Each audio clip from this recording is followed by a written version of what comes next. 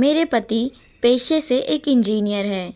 मैं उनसे उनके स्थिर, शांत स्वभाव के लिए उनसे प्यार करती थी और जब उनके चौड़े कंधों पर अपना सिर झुकाती थी तो मुझे गर्मजोशी और अजीब सा सुकून सा एहसास होता था।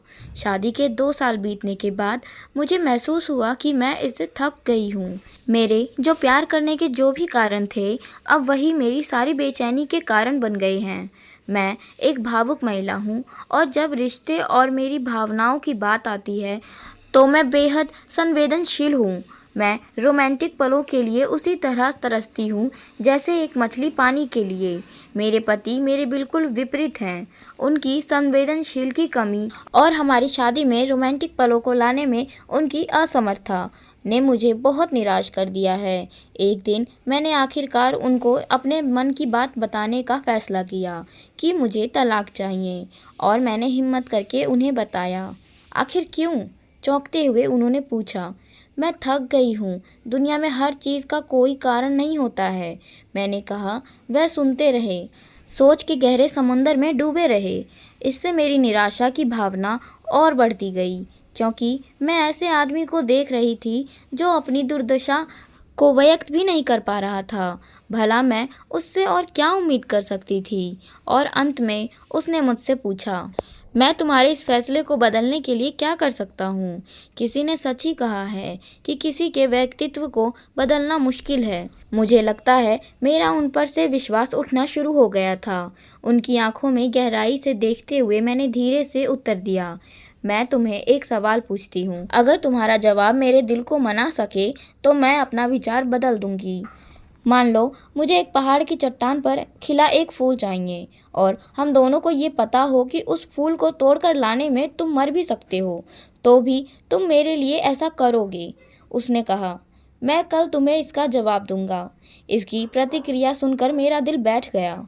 मैं अगली सुबह उठी तो पाया कि वो नहीं थे और सामने के दरवाजे के पास खाने की मेज़ पर दूध के गिलास के नीचे एक खत पड़ा था जो पढ़े जाने पर यह बयां करता था, और उसकी वजह से भी हम आज साथ हैं। उस खत में था, प्रिय, मैं तुम्हारे लिए वह फूल नहीं तोड़ूंगा, लेकिन अगर तुम चाहो तो मैं तुम्हें इसके पीछे का कारण ज़रूर बताना चाहूँगा।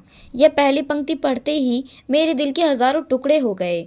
फिर भी मैंने पढ़ना जारी रखा। जब तुम कंप्यूटर का इस्तेमाल करती हो तो तुम हमेशा सॉफ्टवेयर प्रोग्राम को गड़बड़ कर देती हो। अंत में तुम स्क्रीन के सामने बैठ बोरियत को दूर करने के लिए मुझे तुम्हें चुटकुले और कहानियाँ सुनाने के लिए अपने मुंह को जिंदा रखना है। तुम हमेशा कंप्यूटर और टीवी देखती हो और इससे तुम्हारी आंखों का भविष्य अच्छा नहीं होगा। मुझे अपनी आंखों को बचाना होगा ताकि जब हम बूढ़े हो जाएं तो मैं तुम्हारी आंखें बन सकूं। मैं भी समुद्र तट पर टहलते हुए तुम्हारा हाथ पकड़ना चाहता हूँ, जैसे तुम धूप और समंदर रेत का आनंद लेती हो और खुशी से गाने गुनगुनाती हो, उसे मैं अपने कानों से सुनना चाहता हूँ। इसीलिए मेरे कानों को जिंदा रहने चाहिए। जब तुम नहा के निकलती हो तो तुम्हारी भीनी भीनी खुशबू को महसूस करने के लिए मेरा नाक जीवित होना चाहिए। इसलिए मेरी प्रिय, जब तक मुझे यकीन नहीं होता कि कोई है जो तुमसे इससे ज़्यादा अधिक प्यार करता है, मैं तब तक उस फूल को नहीं तोड़ूंगा।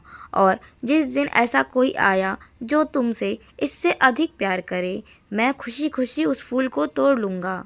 ये पढ़ते ही मेरे आंसू खत पर गिरे और उसकी लिखावट की स्याही धुंधली हो गई। मैंने उसे पढ़ना जारी रखा।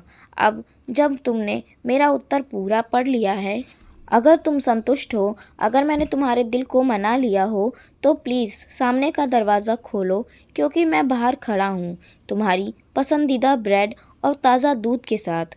मैं जल्दी से दरवाज़ा खोलने के लिए दौड़ी और उसके चिंतित चेहरे को अपने हाथों में कसकर पकड़ा और चूम लिया। उसकी बाहों में समा गई। अब मुझे पूरा यकीन हो गया कि कोई भी मुझसे उतना प्यार नहीं करेगा जितना वो करते हैं। यही जीवन है और प्रेम है। जब कोई मन से चाहने लगता है तो उत्तेजना की भावना दूर हो जाती है। बस प्रेम अटूट है तो हर औपचारिकता को परे कर देते हैं।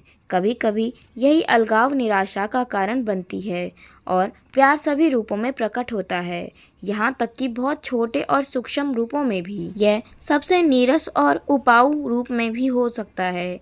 कई लोग जताते नहीं, बताते नहीं, कोई तरीका नहीं अपनाते अपनी जीवन साथी के साथ को रोचक बनाने के लिए, लेकिन प्रेम तो अपार होता है। फूल और बहुत सारे वो प्रयास जो रोमांस के लिए किए जाते हैं प्यार का हिस्सा हो सकते हैं, पर प्यार नहीं।